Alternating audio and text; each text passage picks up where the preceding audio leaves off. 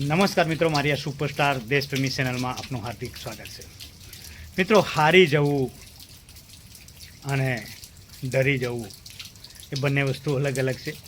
કેમ કે જો આપણે હારી જઈએ ને તો ફરીથી જીતી શકીએ છીએ, પણ જો ડરી ગયા ને તો જીવનમાં ક્યારે ફરી બેઠા ના થઈ શકીએ. એટલે હારી જવું ને એ પસંદ કરવું જોઈએ. કેમ કે હારીને વ્યક્તિ વધુ મજબૂત બની શકે છે, હારીને વ્યક્તિ ફરીથી જીતી શકે છે. એટલે દોસ્તો, ઘણા એવા લોકો છે, ઘણા હારી જાય છે તો ઘણા ડરી જાય છે. ડરેલો વ્યક્તિ ફરી ક્યારે બેઠો નથી થઈ શકતો, જીતી પણ નથી શકતો. પણ જો હારેલો વ્યક્તિ છે ને, ચોક્કસથી જીતી શકે છે. કેમ કે એ હારમાં પણ એને શીખવા મળે છે. હારી જનાર વ્યક્તિ ફરીથી લડે છે, પણ જો ડરી જનાર વ્યક્તિ ફરીથી લડી પણ નથી શકતો. સાહેબ, આ જિંદગી એક અજીબ જિંદગી છે. કોઈના દબાવમાં આવીને ડરી જવું ને એના કરતાં સામે લડીને હારી જવું એ સારી બાબત છે.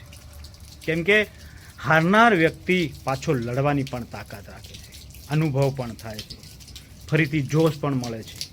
અને જે હારીને જીતે ને એ ઇતિહાસ બનાવે છે.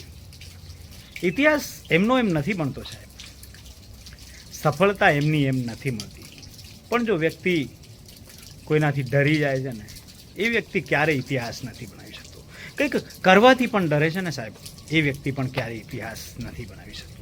કોઈનાથી ડરી જવું યા કંઈક ડરનો અહેસાસ થઈ જવો અને પાછું હટી જવું, એ વ્યક્તિને સફળતા ક્યારેય નથી મળતી. પણ જે વ્યક્તિ વારંવાર હાર થયા છતાં પણ લડવાની હિંમત રાખે છે, લડવાની તેવડ રાખે છે ને સાહેબ, એ ચોક્કસથી ઇતિહાસ રચે છે. તમે જોજો યાર, ઇતિહાસ પલટાવીને જોજો.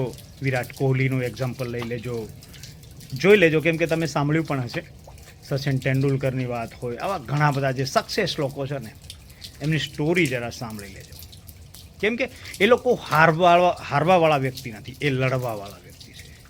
અને લડનાર વ્યક્તિ એકના એક દિવસ ચોક્કસથી જીતે છે. પણ જે ડરનાર વ્યક્તિ છે ને, એ લાઈફ ટાઈમ કંઈ પણ નથી કરી શકતો. એટલે સાહેબ, મારો એ મેસેજ છે કે જો તમારામાં હિંમત છે, તમારામાં ક્ષમતા છે, તમારી ઈચ્છા છે ને, તો લડો.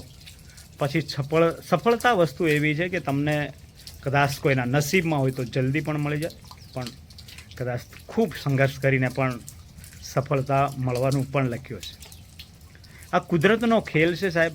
જે લડે છે ને અને જે હારે છે ને, એ જ એક દિવસ ઇતિહાસ રચે છે અને એ જ વ્યક્તિ એક દિવસ જીતે છે. એટલે જો પસંદ કરવું જ હોય તો હાર પસંદ કરજો, પણ ડરવાનું ક્યારે પસંદ ન કરતા. હારનાર વ્યક્તિ હંમેશા તાકતવર બને છે. જેટલો હારે છે ને, એ વધુ તાકતવર બને છે મિત્રો. જેથી દરેક એવા મિત્રોને કહું છું, જીવનના કોઈ પણ બાબતની વાત હોય, એ રાજકારણ બાબતની વાત હોય, યા જીવનના સંઘર્ષની વાત હોય, યા કોઈક બિઝનેસની વાત હોય, યા કોઈ પણ ફિલ્ડની વાત હોય સાહેબ, પણ હારવાનું પસંદ કરજો, ચોક્કસથી સફળતા મળશે. મિત્રો, અવારનવાર હું મોટિવેશન વિડીયો બનાવતો જ રહું છું. તો તમારે જો મોટિવેશન કંઈક મેળવવું હોય તો મારી આ સુપરસ્ટાર દેશપ્રેમી ચેનલને સબસ્ક્રાઈબ કરી લેજો, જેથી મારી આ ચેનલમાં તમને મોટિવેશન વિડીયો તેમજ મનોરંજન માટે પણ શોર્ટ વિડીયો જરૂરથી મળશે મિત્રો. ફરીથી મળીશું નેક્સ્ટ વ્લોગમાં. બાય મિત્રો.